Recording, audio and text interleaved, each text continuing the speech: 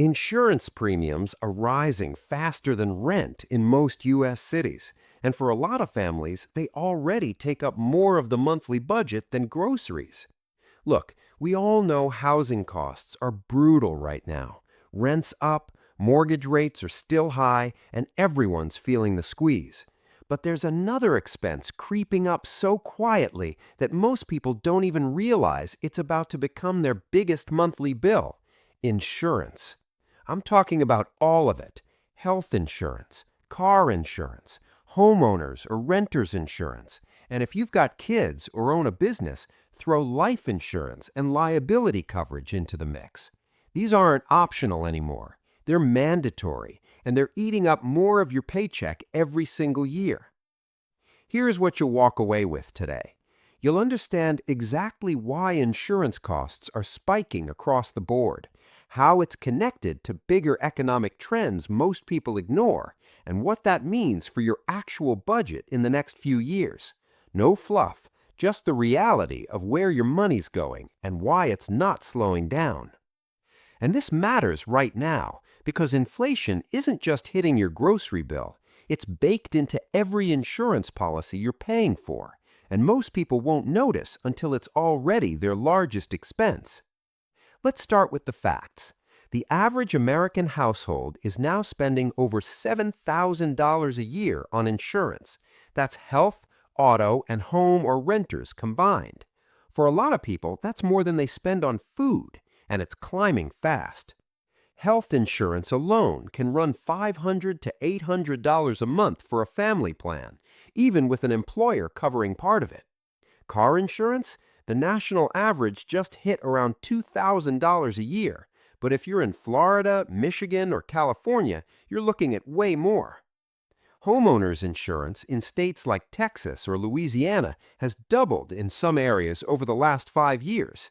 And here's the kicker: these aren't luxury expenses. You legally have to have car insurance. Your mortgage lender requires homeowners insurance. And if you don't have health insurance, one emergency room visit can wipe out years of savings. So you're not choosing to pay this. You're trapped into it. There are a few big reasons why insurance is skyrocketing, and they're all connected. First, climate change. I know that sounds abstract, but it's hitting your wallet directly. Wildfires, hurricanes, floods, they're happening more often and doing more damage.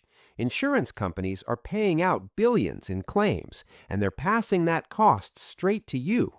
Even if you live nowhere near a flood zone, your premiums go up because the whole risk pool is more expensive now. Second, medical costs. Healthcare in the U.S. is insanely expensive, and it keeps getting worse. Hospitals charge more, drugs cost more, surgeries cost more, so health insurance companies raise premiums to cover it. And if you're on a high deductible plan, you're paying more out of pocket before your coverage even kicks in. Third, car repairs and accidents.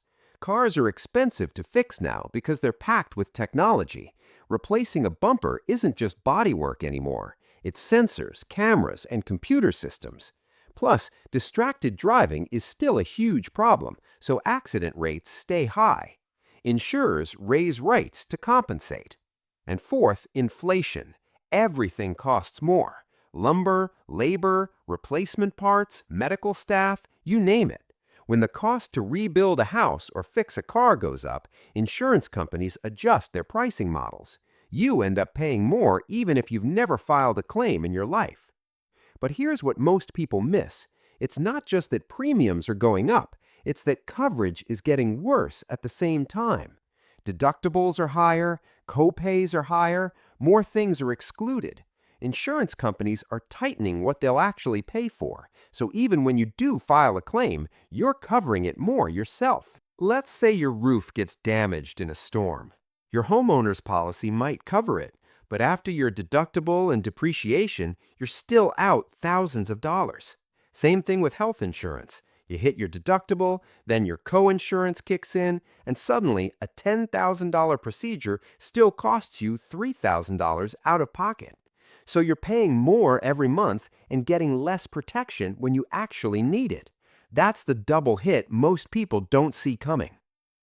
The real problem starts when insurance becomes so expensive that people start dropping coverage or going with the bare minimum to save money.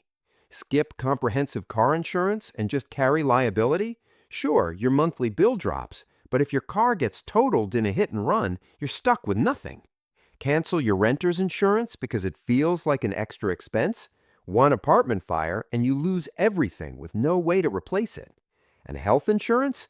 People are already choosing high deductible plans they can't actually afford to use. They're paying premiums every month but avoiding the doctor because they can't handle the out-of-pocket costs. That's not insurance, that's just financial stress with extra steps. This is where it gets dangerous. You're forced to pay for insurance, but you're also forced to gamble on whether you can afford to use it. So where does this leave you? If you're budgeting right now, you need to accept that insurance is going to keep taking up more space. It's not a one-time jump, it's a trend, and unless something major changes in how we regulate these industries or address the underlying cost drivers, it's only going to get worse. That means you might need to rethink other parts of your spending. Maybe you're putting less toward retirement, maybe you're cutting back on saving for a down payment, maybe you're just running closer to the edge every month because insurance is eating up what used to be your buffer. And for a lot of people, it's going to mean making hard choices. Do you keep full coverage on an older car, or do you drop it and hope nothing happens? Do you stick with a health plan that actually covers things, or do you roll the dice on a cheaper one? There's no easy answer, but pretending it's not happening doesn't help. Insurance is already one of the biggest expenses in most households, and it's not slowing down. Between climate disasters, rising healthcare costs, expensive car repairs, and inflation across the board, premiums are only going one direction, up. You can't avoid paying for it, but you can stop ignoring it. Check your policies. Understand what you're actually covered for. Shop around every year because loyalty doesn't pay off in insurance. And build your budget around the reality that this expense is going to keep growing. Real security comes from understanding the rules, even when they're stacked against you. If this helped you see the bigger picture, hit that like button and subscribe. We break down the financial stuff that actually affects your life. No hype, just the truth. Thanks for watching, and I'll see you in the next one.